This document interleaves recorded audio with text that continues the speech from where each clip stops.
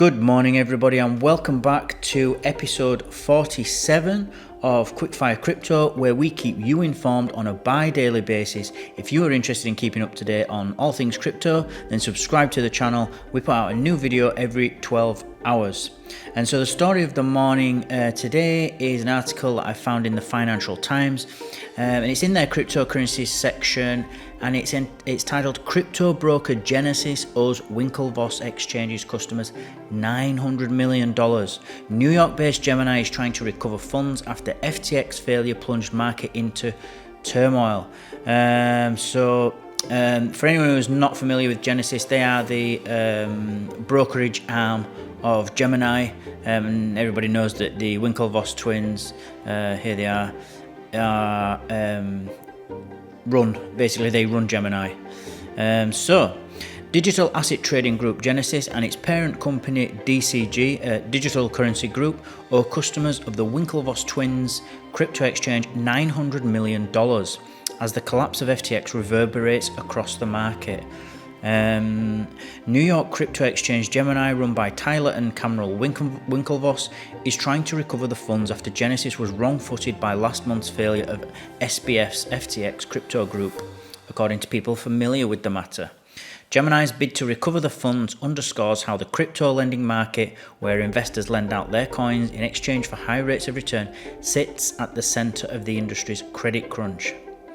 And just a quick comment, there's a lot of exchanges and brokerages like Genesis, and there's been other ones as well that are basically kind of blaming FTX. Now, don't get me wrong, FTX was a big issue, a big problem, and there is inevitable contagion that goes along with that because it was such a big exchange, it was such a big player in the crypto world. But this actually is, I mean, they run on the bank for the withdrawals. The volume of users wanting to withdraw from the exchange is not actually. There's nothing wrong with users doing that. Users should be able to access their funds whenever they want on an exchange. They can deposit when they want and they can withdraw whenever they want. The problem here is not the FTX contagion. It's actually it's kind of a systemic problem that we've got now and that we've realized with exchanges in crypto, is that because there is a lack of regulation, basically crypto exchanges are just doing what they want with users' funds that they are custodying. So they custody users' funds, and they're basically lending that out to get yield for themselves.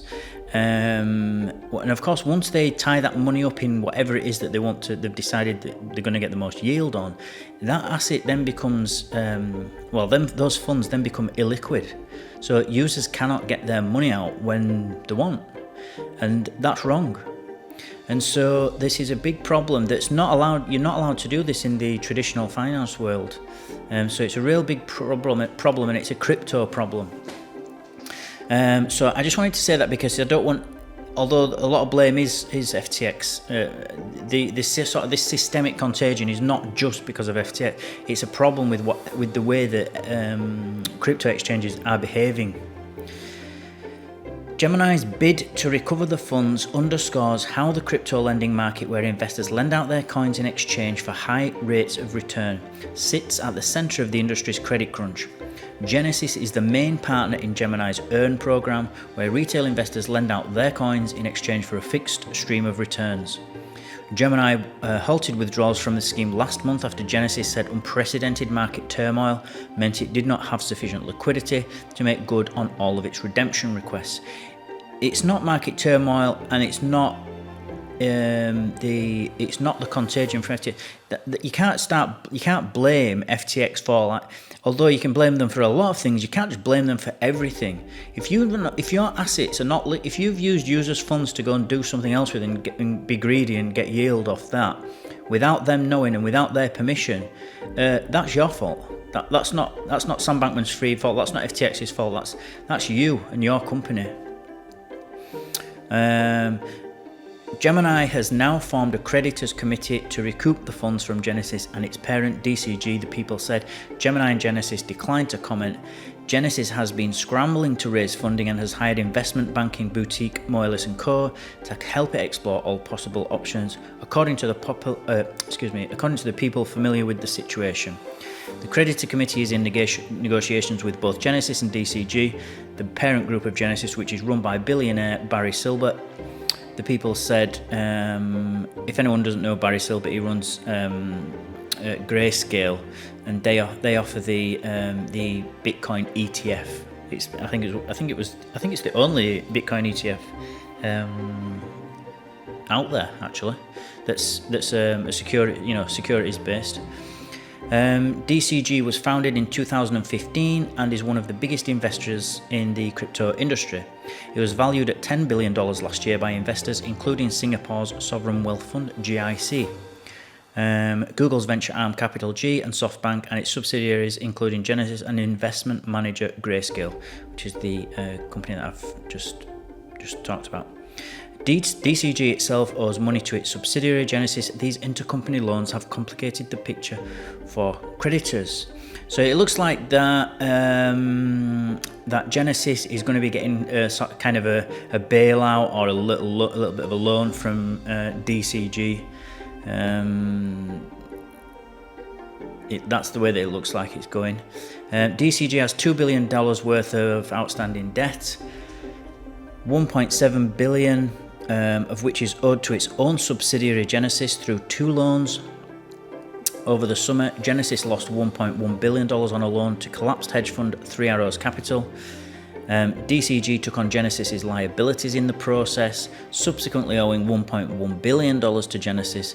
Silbert told investors last week that DCG had separately borrowed $575 million from Genesis on an arm's length basis to fund undisclosed investments and share buybacks from non-employee shareholders. Because of the way the liabilities are, they are negotiating together, said one person familiar with the matter about Genesis and DCG's approach to creditors. DCG declined to comment. The Financial Times revealed last week that some of DCG's borrowing was used to fund its investment into another of its subsidiaries. So just basically another reason and another lesson to learn not to keep funds on crypto exchanges, because whatever happens now, I mean, anything can happen tomorrow to a crypto exchange. Whatever they're saying now, they could be, they could be saying anything.